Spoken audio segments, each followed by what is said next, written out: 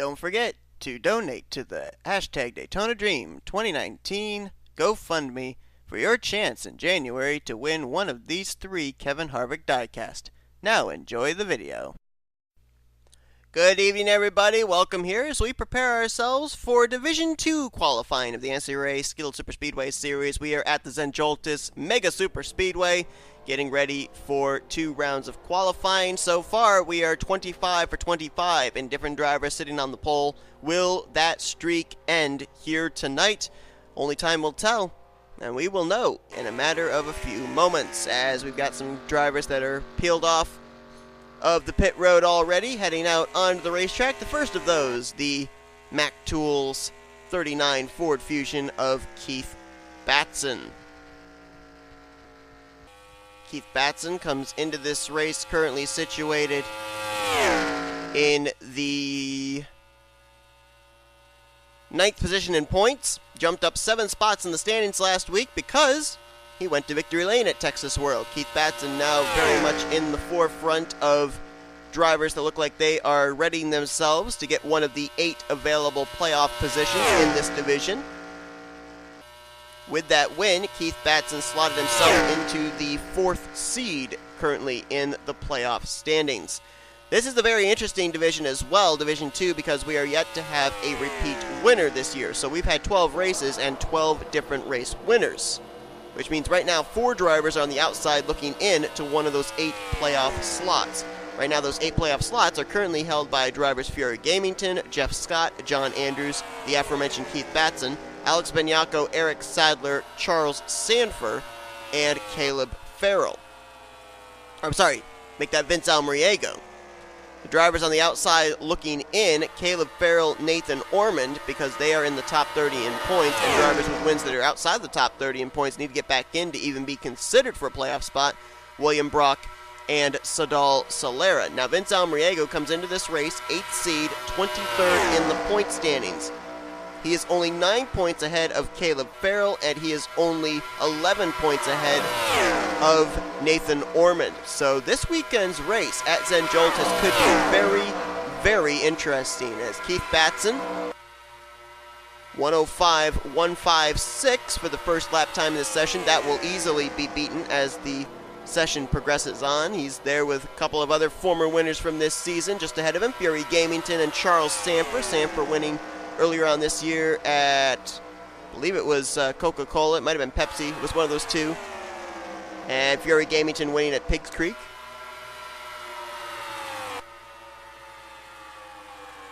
And of course, if we have a different winner go to victory lane here this week, that's going to make it even more congested. We'd have 13 different race winners vying for 8 playoff positions. And there's only 3 races remaining in the regular season, including this one on Sunday night. So time is limited and rapidly running out.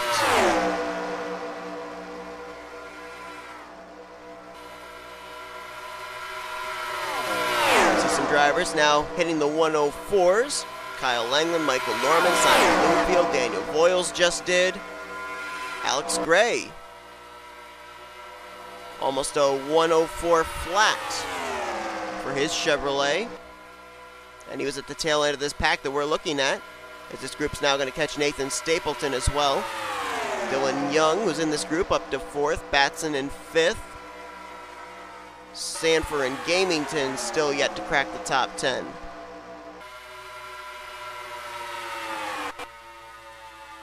One thing that we noticed in the earlier qualifying session is your faster lap times are going to come from drivers that are a little ways back from a pack, rather than drivers that are right up on each other's bumpers, like you see Sanford up on Keith Batson's bumper.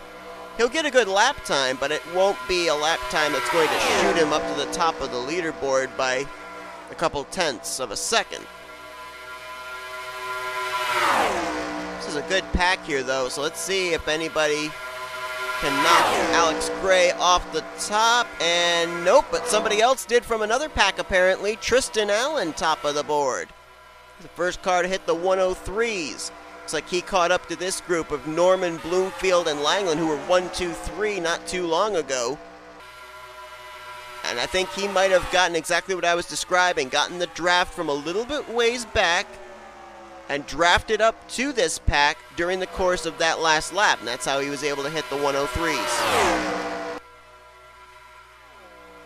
Langland dropped to third, Norman dropped to fifth, Bloomfield all the way down to ninth.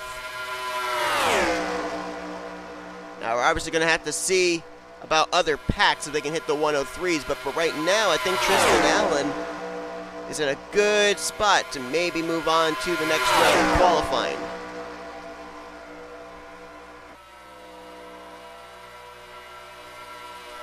Alex Benyako, well, he was up to fifth, just got dropped down to sixth as Daniel Voiles becomes the second driver to clock into the 103s, 103.972. Tristan Allen now 967, making his case even better of moving on to the next round.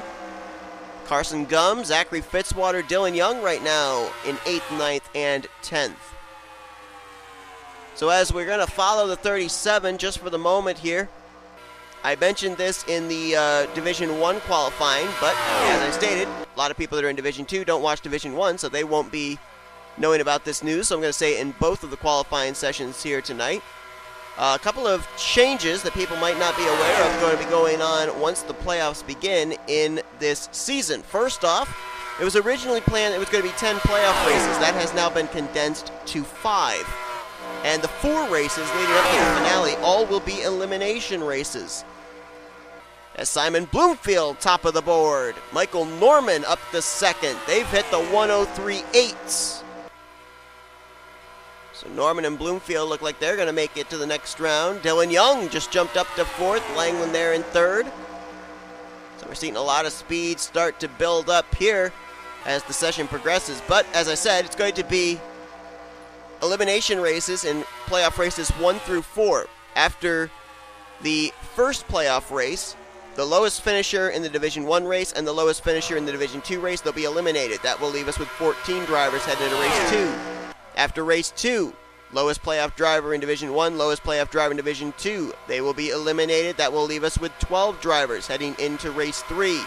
Same thing applies after race 3. That will leave us with 10 drivers heading into race 4. And after race 4, same thing applies. That will leave us with 8 drivers heading into the final race, the season finale.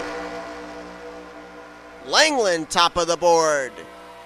757 for the 62. So we're going to have 4 drivers in Division 1, 4 drivers in Division 2. That'll make up 8 drivers total that will battle for the championship in the season finale. So technically both divisions are going to have Final Fours, but they will all culminate into an Elite 8 to battle for the championship. So a very interesting format, and it'll have a lot of drivers vying for spots. And the interesting thing is, too, it's going to be, I think, a lot of pressure on both divisions because we're going to be ending up having 16 drivers total, 8 in each division. But that doesn't mean that the 8 drivers from Division 1, the 8 drivers from Division 2 are going to be all in one division. They're going to be still in the separate divisions that they were to start out this season. So the Division 1 drivers, they're going to have the task of setting the bar for the Division 2 drivers, and the Division 2 drivers, they're going to have the task of having to rise to the bar that was set by the Division 1 drivers. So going to be a lot of cat and mouse, a lot of having to work the calculators during the course of the playoffs for sure. I mean, it'll be very cut and dry for the first 4 races, obviously, because it's going to be very easy to know who the lowest playoff driver is in each one of the division races. But especially when we get to the season finale, going to be a lot of mathematics going on. And I hate math, but going to be a lot of mathematics going on and seeing, you know, who finished where in Division 1 in relation to who finished where in the Division 2 and who's walking away with the championship. Well, right now, with 45 seconds remaining, I think we can say Langland, Bloomfield, Allen, Norman, Sanford, Gray, maybe Trey Wright and Dylan Young are safe to make it in, and I think Gamington and Voiles might be safe too because the lap times are going down a little bit as this session has progressed. So I think that Fury, Gamington, Daniel Voiles, I think they might be safe to make it into the next round as well. I think our top 10 has already been determined that we'll move on to the next round.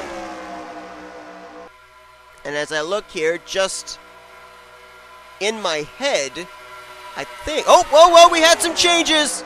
I saw Batson jump up, but he just got knocked out as Fitzwater moved in, as does Almriego up to 5th.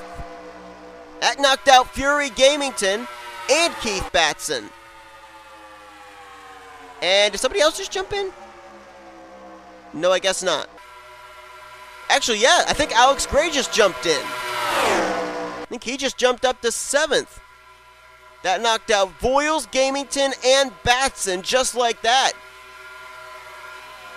And everything I was just about to say, now I gotta change it a little bit. I don't have to change it that much, as I think now the session might be complete, I don't know. But I'm only seeing 2 different drivers that have sat on the pole already this season. That's Young and Fitzwater. There might have been others, and I'm just not remembering. We'll see in just a moment. But I think that lap times are no longer being counted, and so Fitzwater and Almriego, just by the skin of their teeth, are going to get in, making last-minute efforts into the top 10, and now the session is complete in terms of lap times. They were not counted anymore. Langland, I know for certain, has not sat on the pole this season. Bloomfield has not. Tristan Allen has not. Michael Norman has not. Almriego has not. Charles Sanford, has he?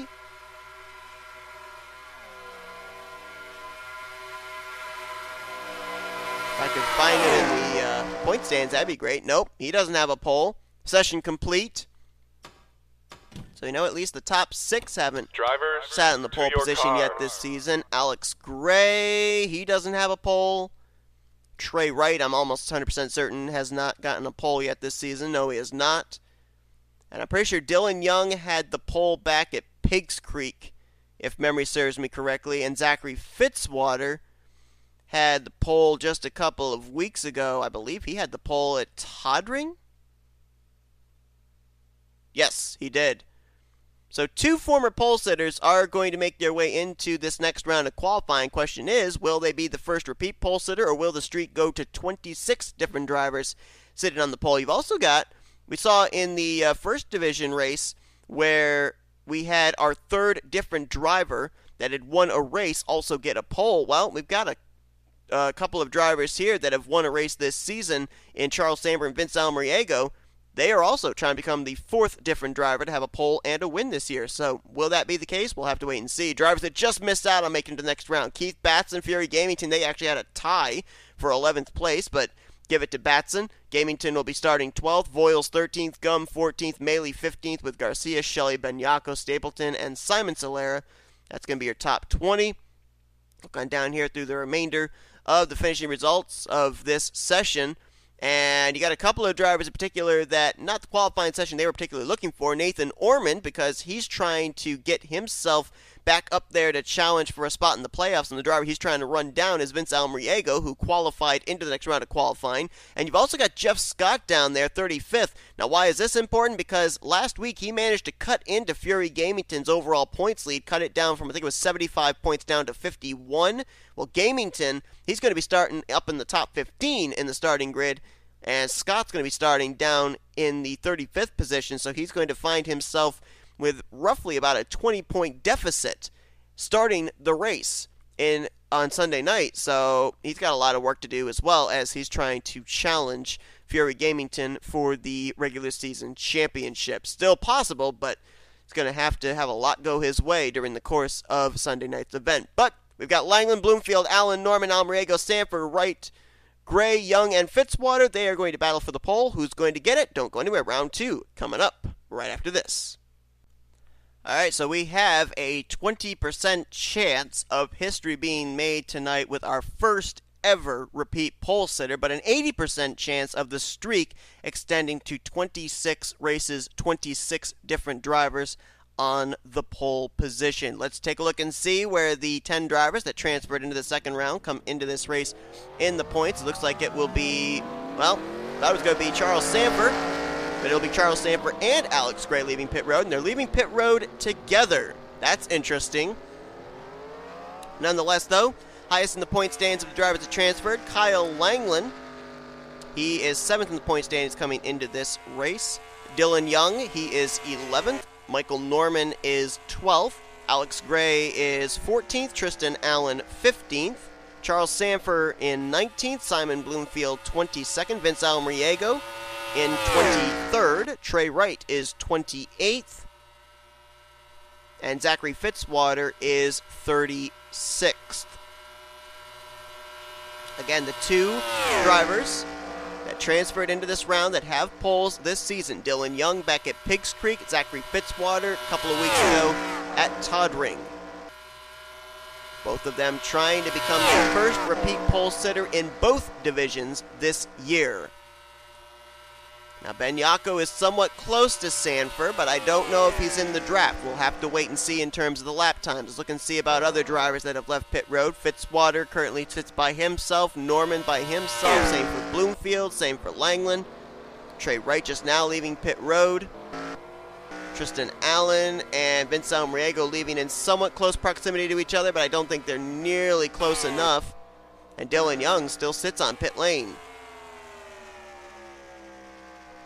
We saw in the Division 1 race where the gauntlet was laid down and nobody was able to rise to the occasion.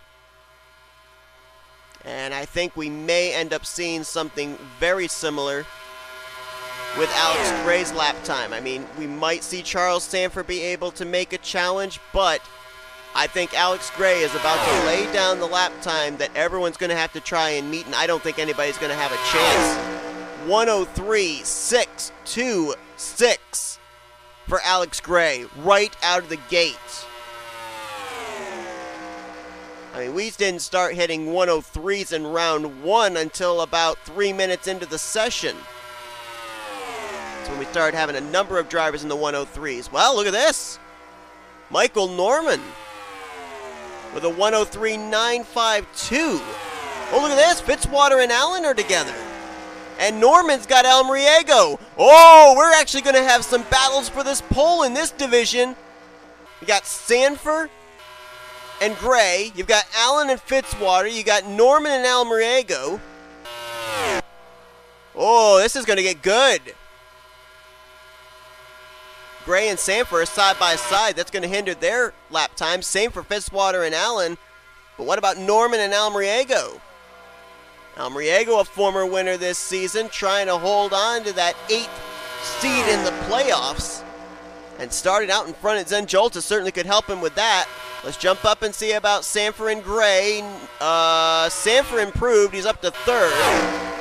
Allen, Fitzwater, neither one of them were able to challenge. Norman, top of the board. With Almriego right behind him. Norman a 103.555. Almriego a 5.84.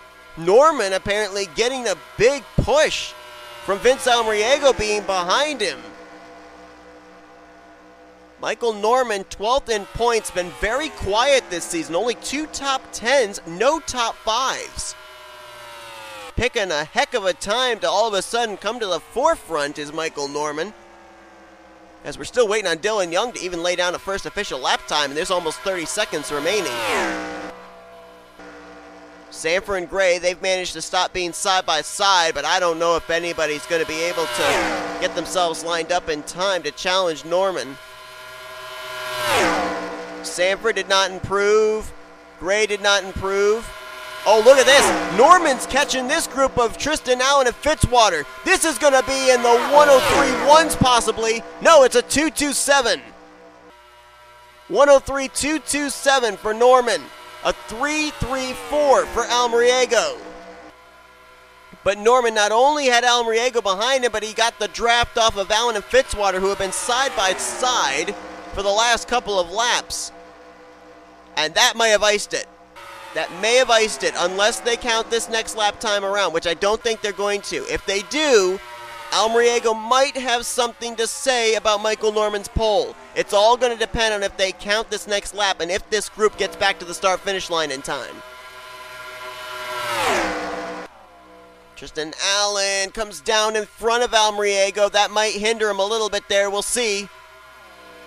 30 seconds on the clock. Do they count this lap time for these 4 drivers or not? They will get back to the start-finish line, I think, before this 20 seconds runs out. Question is, do they count the lap time? If so, does Almeriego have anything for Norman? At the line, they do count the lap times. 2:37 for Almeriego, not enough. He's going to be just a 100th shy of tying Michael Norman.